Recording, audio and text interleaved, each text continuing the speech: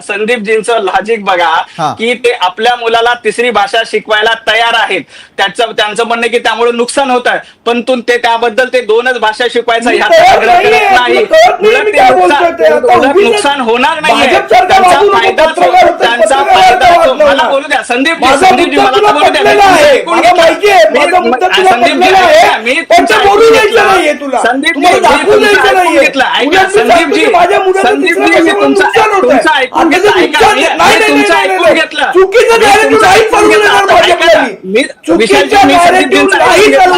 उत्तर देऊ द्या.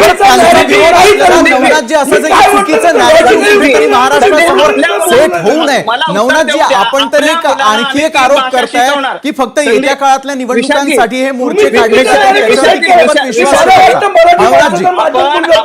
आम्ही 3 भाषा सर्वसामान्य मराठी माणसाच्या मुलांना आम्ही 3 भाषा शिकू देणार नाही. महाराष्ट्रामध्ये संदीपजी, मराठी भाषा ही महाराष्ट्रामध्ये सक्तीची आहे, हिंदी भाषा सक्तीची नाही. तिसरी भाषा म्हणून आपल्याला पर्याय आहे. सर्वसामान्य मराठी माणसाचं नुकसान तुम्ही बुद्धिमान आहात, पण तुम्ही भाजपमध्ये जाऊन तुमची बुद्धी कमी झाली.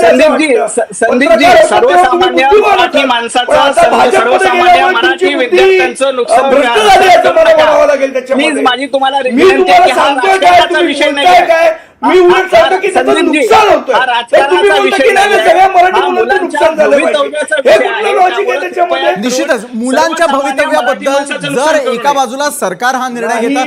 नवनाथजी, संदीपजी मी आपल्याकडे येईल, मात्र तत्पूर्वी अखिलजी मला आपल्याला विचारायचं आहे की ज्यावेळेला सरकार